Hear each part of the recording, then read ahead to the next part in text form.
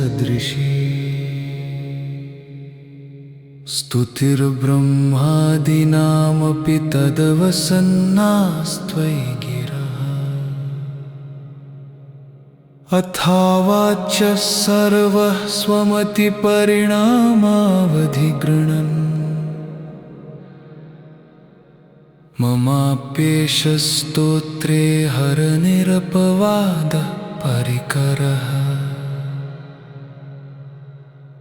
अतीतः पन्थानन्तव च महिमा वाङ्मनसयो अतत्व्यावृत्यायं चकितमभिधत्ते श्रुतिरपि स कस्य स्तोतव्यः कतिविधगुणः कस्य विषय पदे त्वर्वाचीने पतति न मनः कस्य न वचः मधुस्फीता वाचा परममृतं निर्मितवतः तव ब्रह्मन् किं वागपि सुरगुरोर्विस्मयपदम् मम त्वेतां वाणीं गुणकथनपुण्येन भवतः पुनामीत्यर्थेऽस्मिन् पुरमथनबुद्धिर्व्यवसिता तवैश्वर्यं यत्नाद्यदुपरि विरिञ्चिर्हरिरधः परिच्छेत्तुं याता वनलमल्लस्कन्धवपुषः ततो भक्तिश्रद्धा भरगुरुगृणद्भ्यां गिरिशयत् स्वयं तस्थेताभ्यां तव किमनुवृत्तिर्न फलति अयत्नादापाद्य त्रिभुवनमवैरव्यतिकरम् दशास्यो यत्बाहुनभृतरणकण्ठ परशव शिरः पद्मश्रेणीरचितचरणाम्भोरुहबली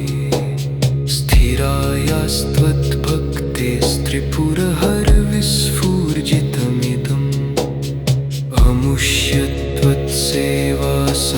अमुष्यत्वत्सेवासन्धिगतसारं भुजवनं बलात् कैलासेऽपि त्वदधिवसता विक्रमयत् अलभ्या पातालेऽप्यलसचलिताङ्गुष्ठशिरसि प्रतिष्ठा त्वयि आसीत् ध्रुवमुपचितो मुह्यति खलु यदृद्धिं सूत्राङ्नो वरद परमोच्चैरपि सति अधश्चक्रे बाण परिजनविधेयत्रिभुवन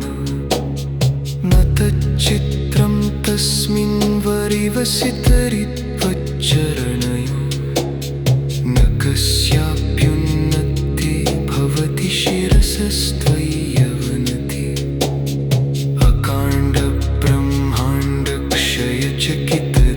अकाण्डब्रह्माण्डक्षयचकितदेवासुरकृपा विधेयस्यासित्यस्त्रिनयनविषं संहृतवत् सकल्माशकण्ठे तव न कुरुते न श्रियमहो विकारोऽपि श्लाघ्यो भुवनभयभङ्गव्यसनिन असिद्धार्थानैव क्वचिदपि सदेवासुरनरे निवर्तन्ते नित्यं जगति जयिनो यस्य विशिखा स पश्यन्नीश त्वामितरसुरसाधारणमभूत् स्मर स्मर्तव्यात्मा नैव शिशुपत्या परिभव महापादाघाताद्रजति सहसा संशयपदम् पदं विष्णोर्भ्राम्यद्भुजपरिघरुग्रहमुखम् नयन्तीत्यां यामिनि तदपि शत्रुक्षयकृते नमस्यामो देवदूतपरिचरं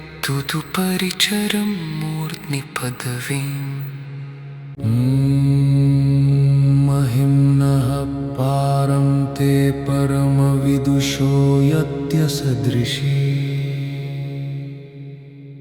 स्तुतिर्ब्रह्मादीनामपि तदवसन्नास्त्वयि गिरः अथावाच्य सर्वः स्वमतिपरिणामावधिगृह्णन् ममाप्येष स्तोत्रे हरनिरपवादः परिकरः अतीतः पन्थानन्तव च महिमा वाङ्मनसयो अतद्व्यावृत्यायं चकितमभिधत्ते श्रुतिरपि स कस्य स्तोतव्यः कतिविधगुणः कस्य विषय पदे त्वर्वाचीने पतति न मनः कस्य न वचः मधुस्फीता वाचा परममृतं निर्मितवतः तव ब्रह्मन् किं वागपि सुरगुरोर्विस्मयपदम् मम त्वेतां वाणीं गुणकथनपुण्येन भवतः पुनामीत्यर्थेऽस्मिन् पुरमथन बुद्धिर्व्यवसिता तवैश्वर्यं यत्नाद्यदुपरि विरिञ्चिर्हरिहृदः परिच्छेत्तुं यातावनलमल्लस्कन्धवपुषः ततो भक्तिश्रद्धा भरगुरुगृणद्भ्यां गिरिशयत् स्वयं तस्थेताभ्यां तव किमनुवृत्तिर्न फलति अयत्नादापाद्य त्रिभुवनमवैरव्यतिकरम् दशास्यो यत्बाहुनभृतरणकण्ठ परशव शिरः पद्मश्रेणीरचितचरणाम्भोरुहबली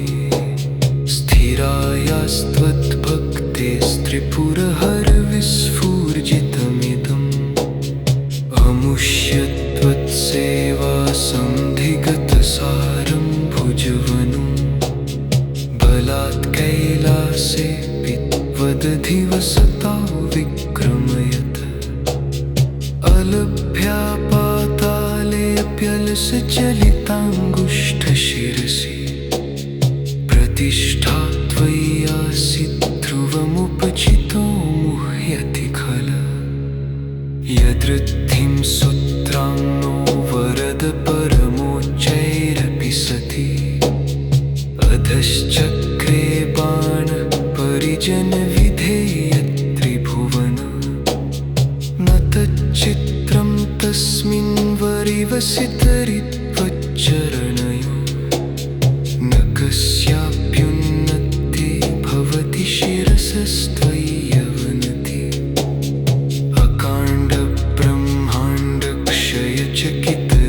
अकाण्डब्रह्माण्डक्षयचकितदेवासुरकृपा विधेयस्यासित्यस्त्रिनयन विषं संहृतवत्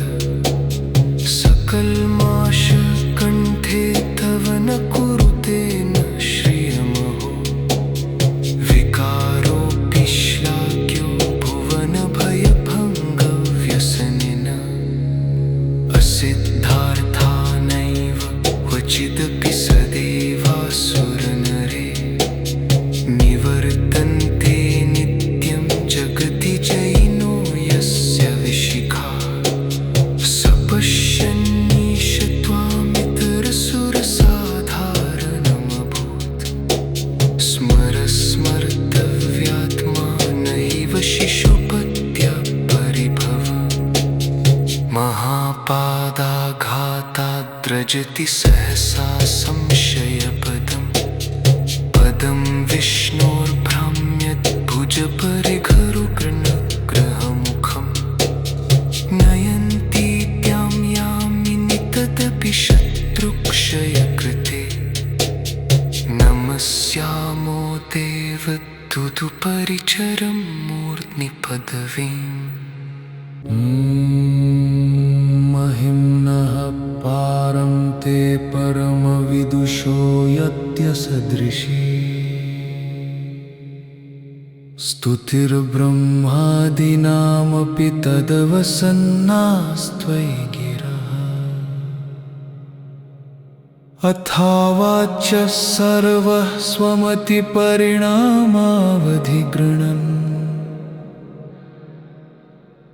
ममाप्येष स्तोत्रे हरनिरपवादः परिकरः अतीतः पन्थानन्तव च महिमा वाङ्मनसयो अतद्व्यावृत्यायं चकितमभिधत्ते श्रुतिरपि स कस्य स्तोतव्यः कतिविधगुणः कस्य विषय पदे त्वर्वाचीने पतति न मनः कस्य न वचः मधुस्फीता वाचा परममृतं निर्मितवतः तव ब्रह्मन् किं वागपि सुरगुरोर्विस्मयपदम् मम त्वेतां वाणीं गुणकथनपुण्येन भवतः पुनामीत्यर्थेऽस्मिन् पुरमथन बुद्धिर्व्यवसिता तवैश्वर्यं यत्नाद्यदुपरि विरिञ्चिर्हरिरध परिच्छेत्तुं याता वनलमल्लस्कन्धवपुषः ततो भक्तिश्रद्धा भरगुरुगृणद्भ्यां गिरिशयत् स्वयं तस्थेताभ्यां तव किमनुवृत्तिर्न फलति अयत्नादापाद्य त्रिभुवनमवैरव्यतिकरम् दशास्यो यत्बाहुनभृतरणकण्ठ परशव शिरः पद्मश्रेणीरचितचरणाम्भोरुहबले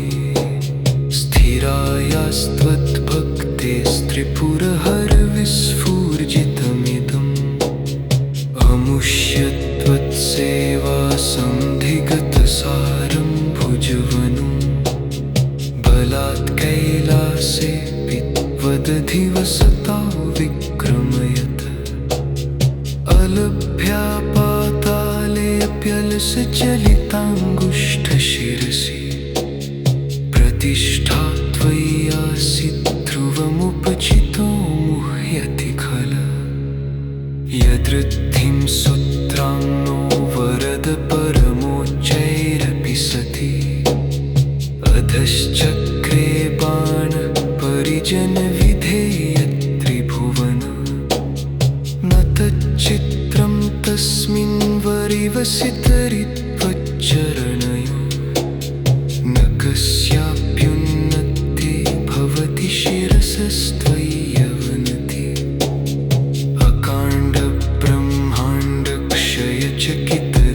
अकाण्डब्रह्माण्डक्षयचकितदेवासुरकृपा विधेयस्यासित्यस्त्रिनयनविषं संहृतवत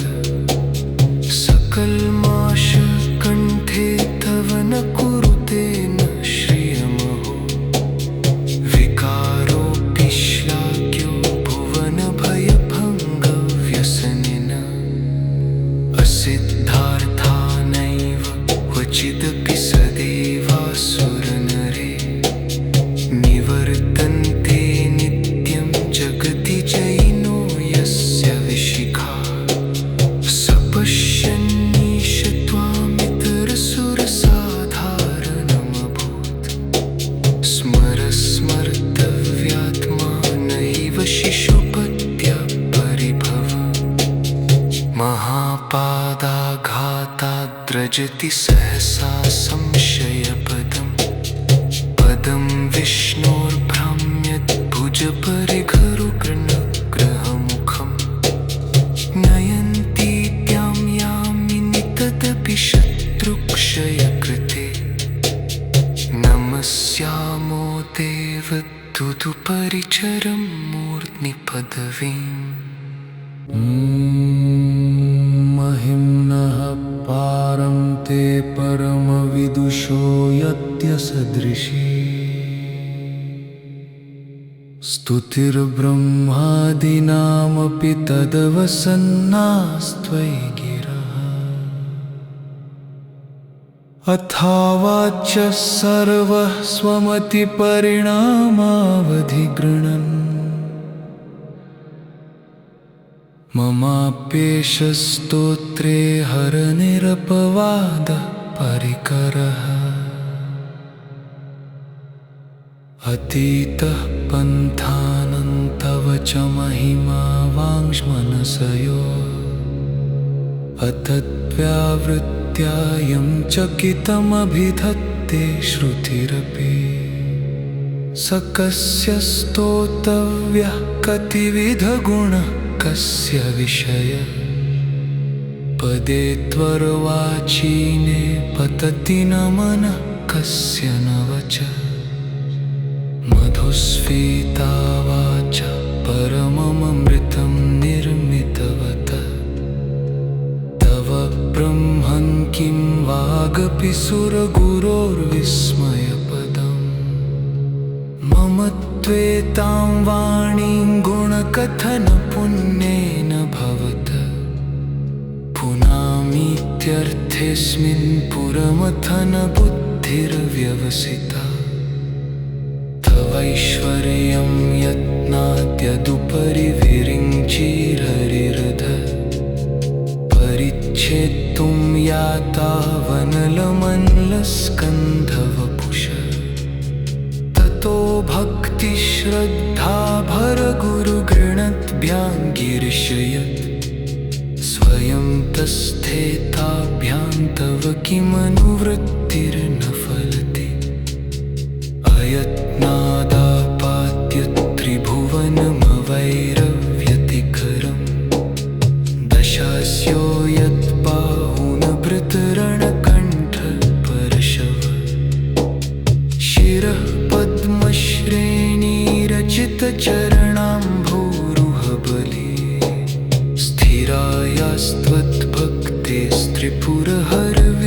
स्थिरायास्त्वद्भक्तेस्त्रिपुरहरविस्फूर्जितमिदम् अमुष्यत्वत्सेवासन्धिगतसारं भुजवनं बलात् कैलासेऽपि त्वदधिवसता विक्रमयत अलभ्या पातालेऽप्यलसचलिताङ्गुष्ठशिरसि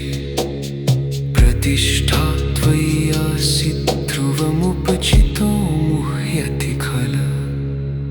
यदृद्धिं सूत्राङ्नो वरद परमोच्चैरपि सति अधश्चक्रे बाणः परिजनविधेयत्रिभुवन न तच्चित्रं तस्मिन् वरिवसितरित्वच्चरणयो न कस्याप्युन्नते भवति शिरसस्त्वयि यवनति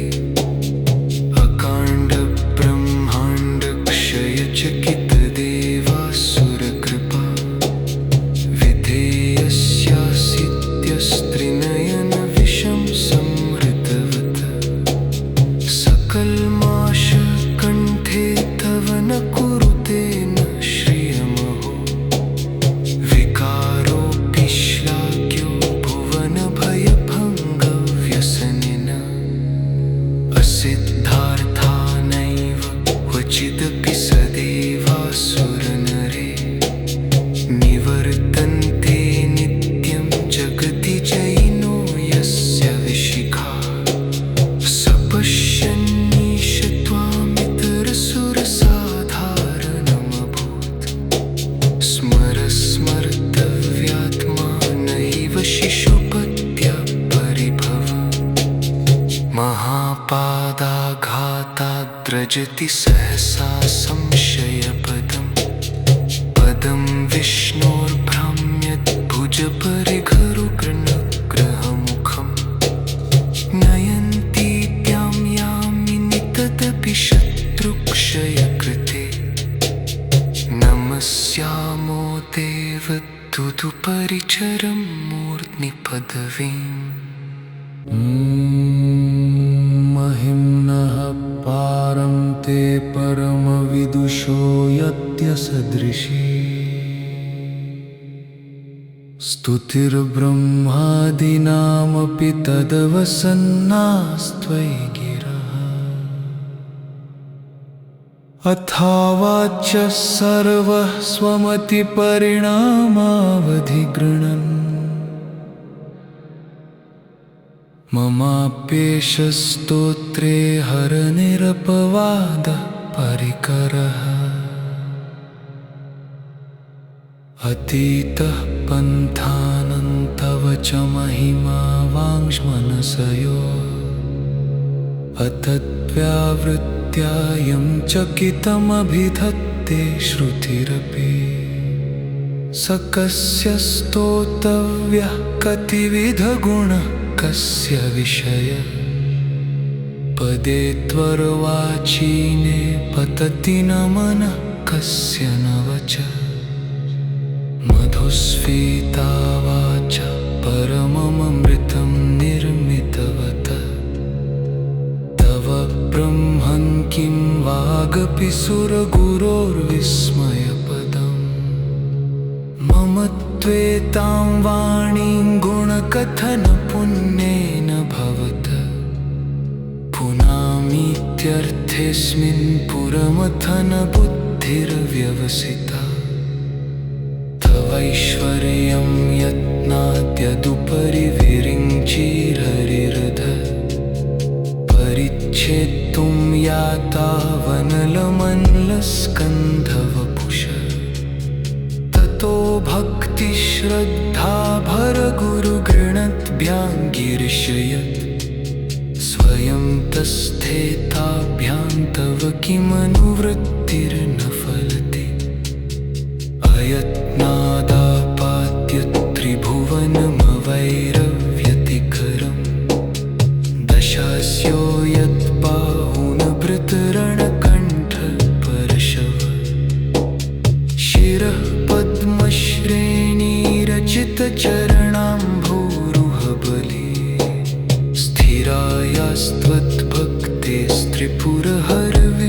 स्थिरायास्त्वद्भक्तेस्त्रिपुरहरविस्फूर्जितमिदम् अमुष्यत्वत्सेवासन्धिगतसारं भुजवनं बलात् कैलासेऽपि त्वदधिवसता विक्रमयत् अलभ्या पातालेऽप्यलसचलिताङ्गुष्ठशिरसि प्रतिष्ठा त्वयि आसीत् ध्रुवमुपचितो मुह्यति खलु यदृद्धिं सूत्राङ्नो वरद परमोच्चैरपि सति अधश्चक्रे बाणपरिजनविधेयत्रिभुवन न तच्चित्रं तस्मिन् वरिवसितरित्वच्चरणयो न कस्याप्युन्नते भवति शिरसस्त्वयि यवनति अकाण्डब्रह्माण्डक्षयचकितदेवासुरकृपा विधेयस्यासित्यस्त्रिनयनविषं संहृतवत् सकल्माशकण्ठे तव न कुरुते न श्रियमहो विकारोऽपि श्लाघ्यो भुवनभयभङ्गव्यसनिन असिद्धार्थानैव क्वचिदपि सदेवासुरनरे निवर्तन्ते नित्यं जगति जयिनो यस्य विशिखा स पश्यन्नीश त्वामितरसुरसाधारणमभूत् स्मर स्मर्तव्यात्मा नैव शिशुपत्या परिभव महापादाघाताद्रजति सहसा संशयपदम् पदं विष्णोर्भ्राम्यद्भुजपरिघरुग्रहमुखम् नयन्तीत्यां यामिनि तदपि शत्रुक्षयकृते नमस्यामो देव तुदुपरिचरं मूर्ध्नि पदवीम् महिम्नः पारं ते परमविदुषो यत्यसदृशी स्तुतिर्ब्रह्मादीनामपि तदवसन्नास्त्वयि गिरः अथावाच्य सर्वः स्वमतिपरिणामावधिगृह्णन् ममाप्येष स्तोत्रे हरनिरपवादः परिकरः अतीतः पन्थानन्तव च महिमा वाङ्मनसयो अतद्व्यावृत्यायं चकितमभिधत्ते श्रुतिरपि स कस्य स्तोतव्यः कतिविधगुणः कस्य विषय पदे त्वर्वाचीने पतति न मनः कस्य न वचः मधुस्फीता वाचा परममृतं निर्मितवत तव ब्रह्मन् किं वागपि सुरगुरोर्विस्मयपदम् मम त्वेतां वाणीं गुणकथनपुण्येन भवत पुनामीत्यर्थेऽस्मिन् पुरमथनबुद्धिर्व्यवसिता तवैश्वर्यं यत्नाद्यदुपरि विरिञ्चिररिरध परिच्छेत्तुं याता वनलमल्लस्कन्धवपुष ततो भक्तिश्रद्धा भरगुरुगृणद्भ्यां गिरिशयत् स्वयं तस्थेताभ्यां तव किमनुवृत्तिर्न फलति अयत्नादापाद्य त्रिभुवनमवैरव्यतिकरम् दशास्यो यत्बाहुनभृतरणकण्ठ परशव शिरः पद्मश्रेणीरचितचरणाम्भोरुहबले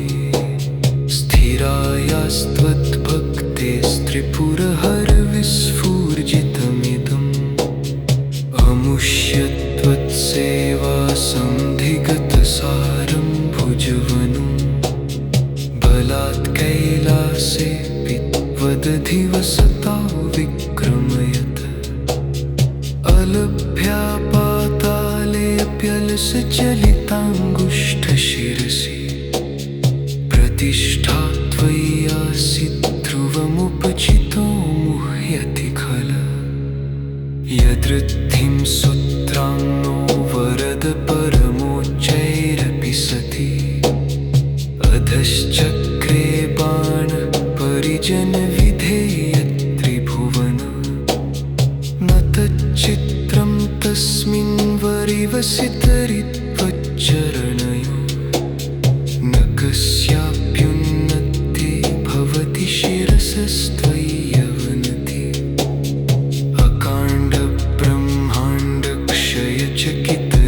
अकाण्डब्रह्माण्डक्षयचकितदेवासुरकृपा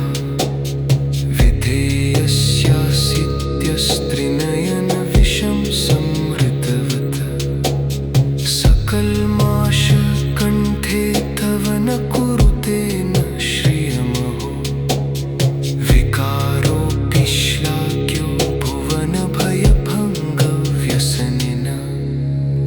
असिद्धार्थानैव क्वचिदपि सदेवासुरनरे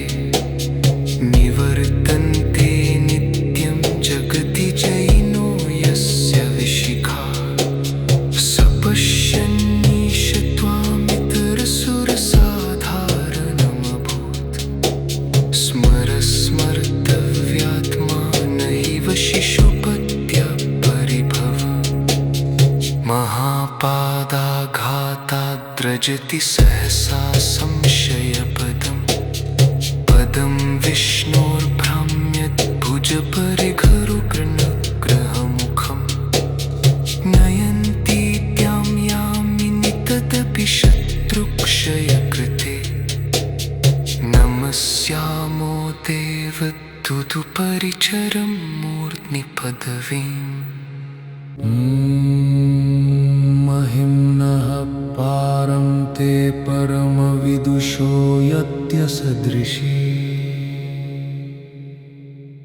स्तुतिर्ब्रह्मादीनामपि तदवसन्नास्त्वयि गिरः अथावाच्य सर्वः स्वमतिपरिणामावधिगृह्णन् ममाप्येषस्तोत्रे हरनिरपवादः परिकरः अतीतः पन्थानन्तव च महिमा वाङ्मनसयो अतत्व्यावृत्यायं चकितमभिधत्ते श्रुतिरपि स कस्य स्तोतव्यः कतिविधगुणः कस्य विषय पदे त्वर्वाचीने पतति न मनः कस्य न वचः मधुस्फीता वाचा परममृतं निर्मितवतः तव ब्रह्मन् किं वागपि सुरगुरोर्विस्मयपदम् मम त्वेतां वाणीं गुणकथनपुण्येन भवतः पुनामीत्यर्थेऽस्मिन् पुरमथन बुद्धिर्व्यवसिता तवैश्वर्यं यत्नाद्यदुपरि विरिञ्चिररिरधः परिच्छेत्तुं यातावनलमल्लस्कन्धवपुषः ततो भक्तिश्रद्धा भरगुरुगृणद्भ्यां गिरिशयत् स्वयं तस्थेताभ्यां तव किमनुवृत्तिर्न फलति अयत्नादापाद्य त्रिभुवनमवैरव्यतिकरम् दशास्यो यत्बाहुनभृतरणकण्ठपरशव शिरः पद्मश्रेणीरचितचरणाम्भोरुहबली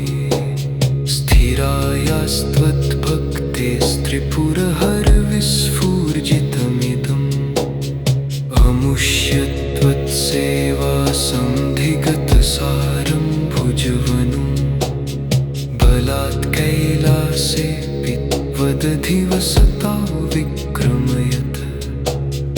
अलभ्या पातालेऽप्यलसचलिताङ्गुष्ठशिरसि प्रतिष्ठा त्वय्यासि ध्रुवमुपचितो मुह्यति खलु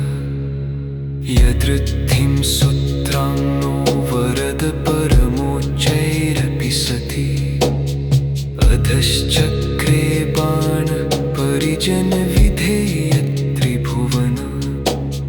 न तच्चित्रं तस्मिन् वरिवसितरित्वच्चरणयो न कस्याप्युन्नते भवति शिरसस्त्वय्यवनति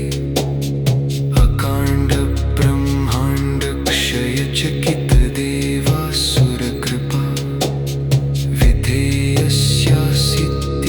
विधेयस्यासित्यस्त्रिनयनविषं संहृतवत् सकल्माशकण्ठे तव न कुरुते न श्रियमहो विकारोऽपि श्लाघ्यो भुवनभयभङ्गव्यसनिन असिद्धार्थानैव क्वचिदपि सदेवासुरनरे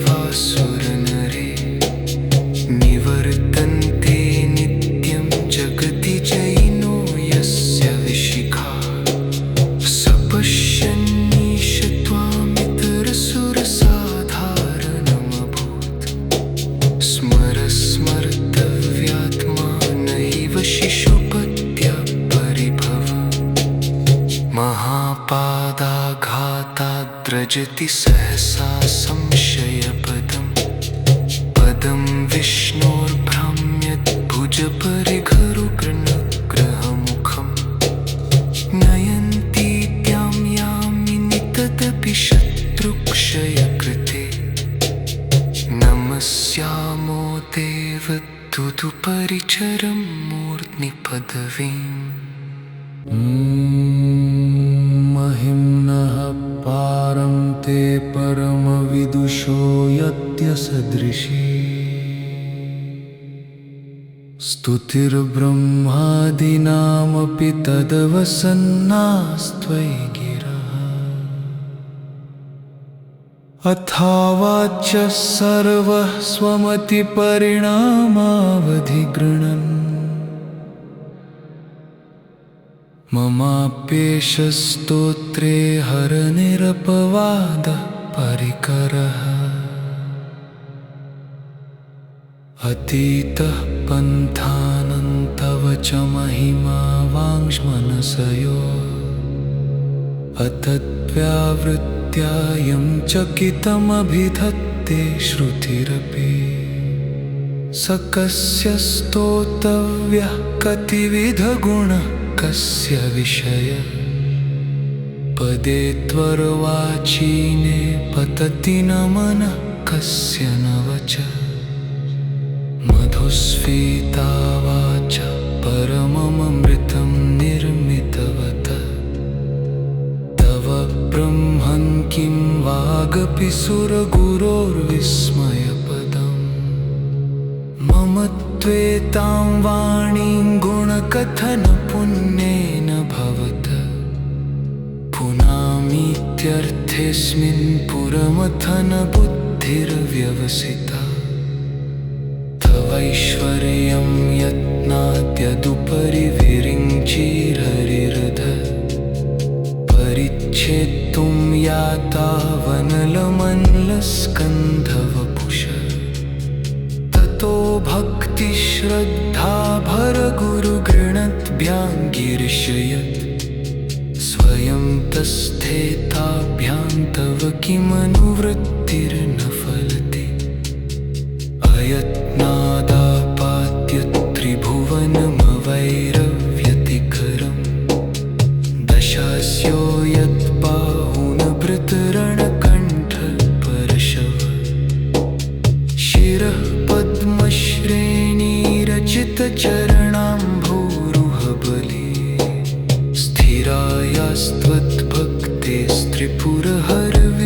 स्थिरायास्त्वद्भक्तेस्त्रिपुरहरविस्फूर्जितमिदम् अमुष्य त्वत्सेवासन्धिगतसारं भुजवनं बलात् कैलासेऽपि त्वदधिवसता विक्रमयत अलभ्या पातालेऽप्यलसचलिताङ्गुष्ठशिरसि प्रतिष्ठा त्वय्यासि ध्रुवमुपचितो मुह्यति खल यदृद्धिं सूत्राङ्नो वरद परमोच्चैरपि सति अधश्चक्रे बाणः परिजनविधेयत्रिभुवन न तच्चित्रं तस्मिन् वरिवसितरित्वच्चरणयो न कस्याप्युन्नते भवति शिरसस्त्वय्यवनति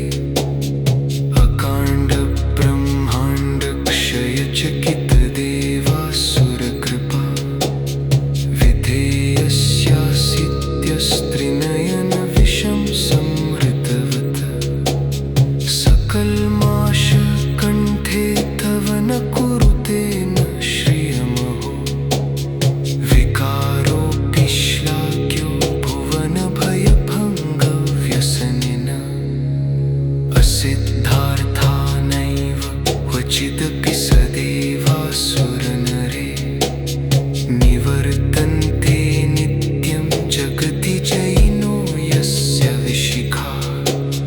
स पश्यन्नीश त्वामितरसुरसाधारणमभूत् स्मर्तव्यात्मा नैव शिशुपत्या परिभव महापादाघाताद्रजति सहसा संशयपदम् पदं विष्णोर्भ्राम्यद्भुजपरिघरुग्रहमुखम् नयन्ती त्यां यामिनि तदपि शत्रुक्षयकृते नमस्यामो देवदूतपरिचरं मूर्ध्नि पदवीम् महिम्नः पारं ते परमविदुषो यत्यसदृशी स्तुतिर्ब्रह्मादीनामपि तदवसन्नास्त्वयि गिरः अथावाच्य सर्वः स्वमतिपरिणामावधिगृह्णन् ममाप्येष स्तोत्रे हरनिरपवादः परिकरः अतीतः पन्थानन्तव च महिमा वाङ्मनसयो अतद्व्यावृत्यायं चकितमभिधत्ते श्रुतिरपि स कस्य स्तोतव्यः कतिविधगुणः कस्य विषय पदे त्वर्वाचीने पतति न मनः कस्य न वचः मधुस्फीता वाचा परममृतं निर्मितवतः तव ब्रह्मन् किं वागपि सुरगुरोर्विस्मयपदम् मम त्वेतां वाणीं गुणकथनपुण्येन भवतः पुनामीत्यर्थेऽस्मिन् पुरमथनबुद्धिर्व्यवसिता तवैश्वर्यं यत्नाद्यदुपरि विरिञ्चिर्हरिहृदः परिच्छेत्तुं यातावनलमल्लस्कन्धवपुषः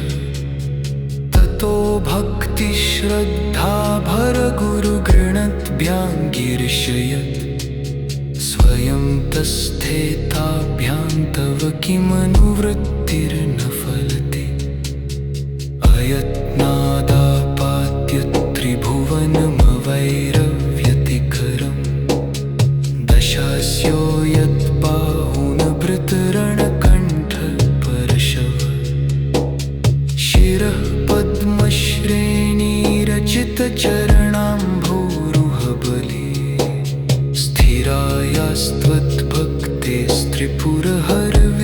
स्थिरायास्त्वद्भक्तेस्त्रिपुरहरविस्फूर्जितमिदम् अमुष्यत्वत्सेवासन्धिगतसारं भुजवनं बलात् कैलासेऽपि त्वदधिवसता विक्रमयत् अलभ्या पातालेऽप्यलसचलिताङ्गुष्ठशिरसि प्रतिष्ठा त्वयि आसीत् ध्रुवमुपचितो मुह्यति खलु यदृद्धिं सूत्राङ्नो वरद परमोच्चैरपि सति अधश्चक्रे बाणपरिजनविधेयत्रिभुवन न तच्चित्रं तस्मिन् वरिवसितरित्वच्चरणयो न कस्याप्युन्नते भवति शिरसस्त्वयि यवनति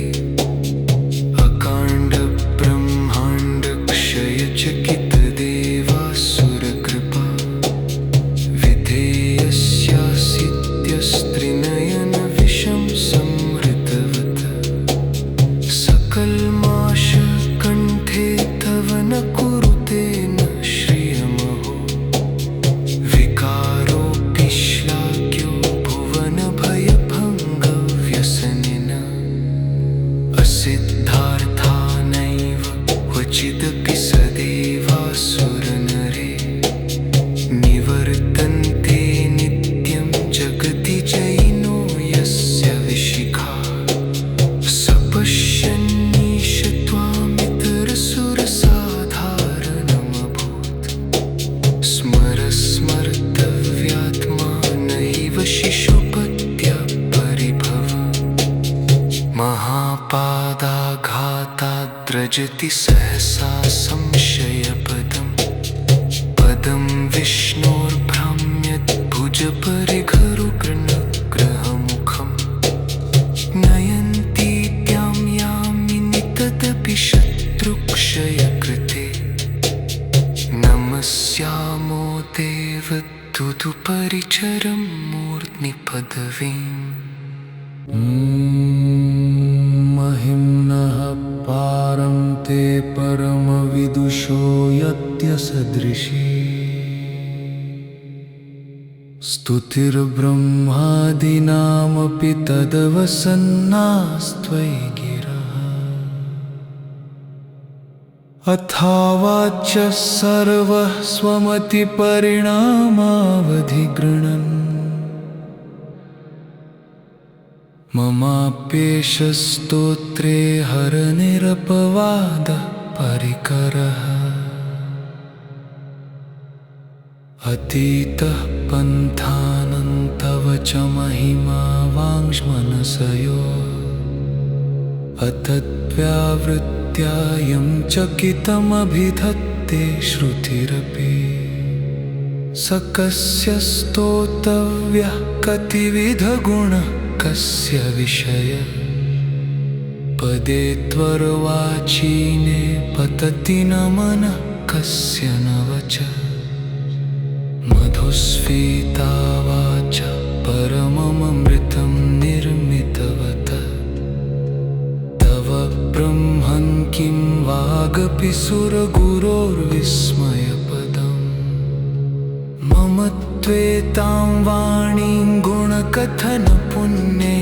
भवतः पुनामीत्यर्थेऽस्मिन् पुरमथनबुद्धिर्व्यवसिता तवैश्वर्यं यत्नाद्यदुपरि विरिञ्चिर्हरिहृदः परिच्छेत्तुं यातावनलमल्लस्कन्धवपुषः ततो भक्तिश्रद्धा भरगुरुगृणद्भ्यां गिरिशयत् स्वयं तस्थेताभ्यां तव किमनुवृत्तिर्न फलति अयत्नादापाद्य त्रिभुवनमवैरव्यतिकरम् दशास्यो यत्बाहुनभृतरणकण्ठ परशव शिरः पद्मश्रेणीरचितचरणाम्भोरुहबले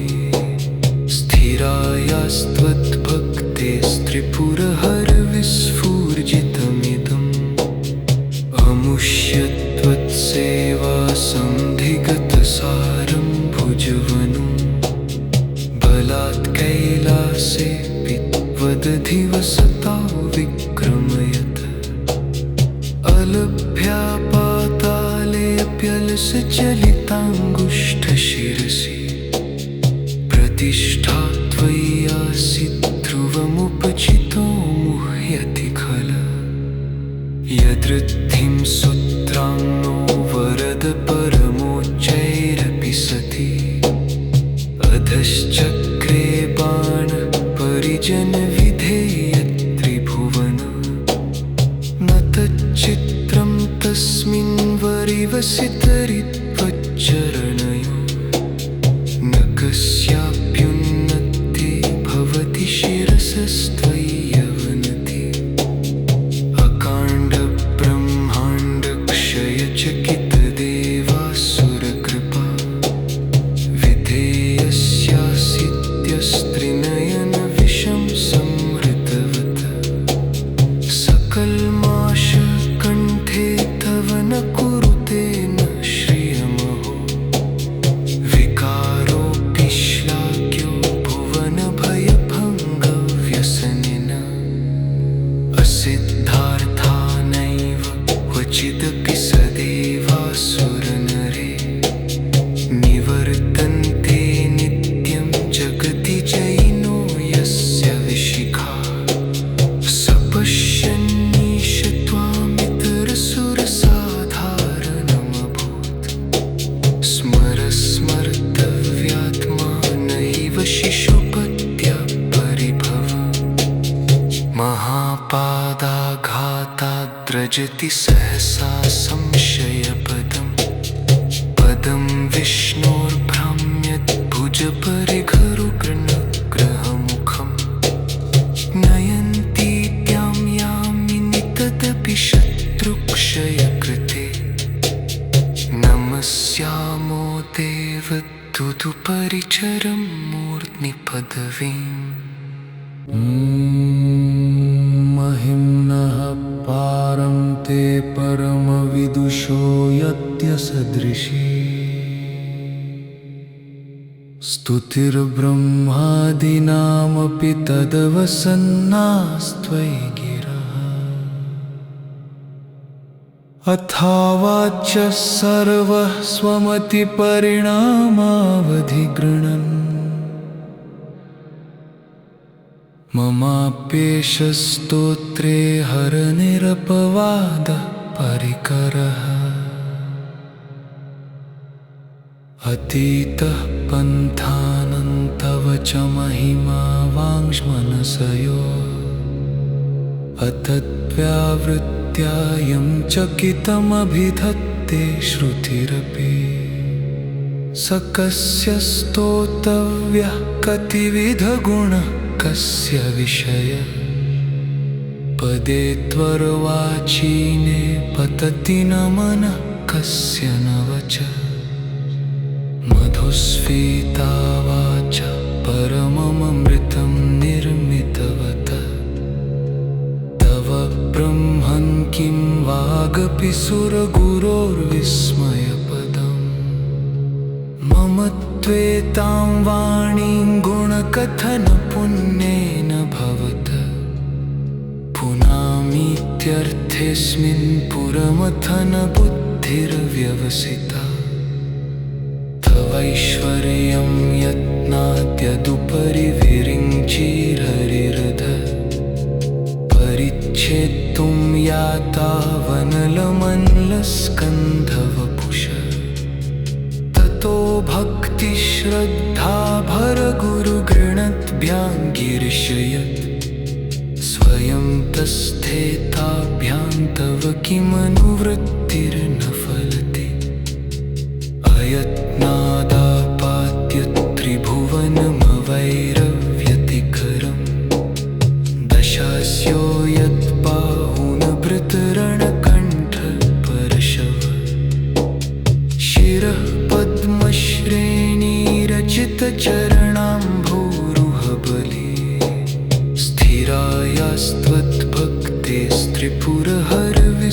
स्थिरायास्त्वद्भक्तेस्त्रिपुरहरविस्फूर्जितमिदम् अमुष्यत्वत्सेवासन्धिगतसारं भुजवनं बलात् कैलासे पित्वदधिवसता विक्रमयत अलभ्या पातालेऽप्यलसचलिताङ्गुष्ठशिरसि प्रतिष्ठा त्वयि आसीत् ध्रुवमुपचितो मुह्यति खलु यदृद्धिं सूत्राङ्नो वरद परमोच्चैरपि सति अधश्चक्रे बाणः परिजनविधेयत्रिभुवन न तच्चित्रं तस्मिन् वरिवसितरित्वच्चरणयो न कस्याप्युन्नते भवति शिरसस्त्वयि यवनति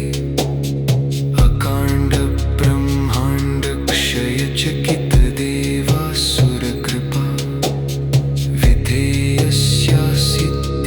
विधेयस्यासित्यस्त्रिनयनविषं संहृतवत सकल्माशकण्ठे तव न कुरुते न श्रियमहो विकारोऽपि श्लाघ्यो भुवनभयभङ्गव्यसनिन असिद्धार्थानैव क्वचिदपि सदेवासुरनरे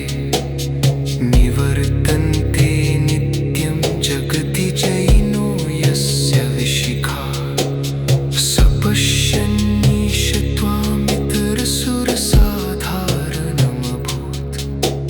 स्मर स्मर्तव्यात्मा नैव शिशुपत्या परिभव महापादाघाताद्रजति सहसा संशयपदम् पदं विष्णोर्भ्राम्यद्भुजपरिघरुग्रहमुखम्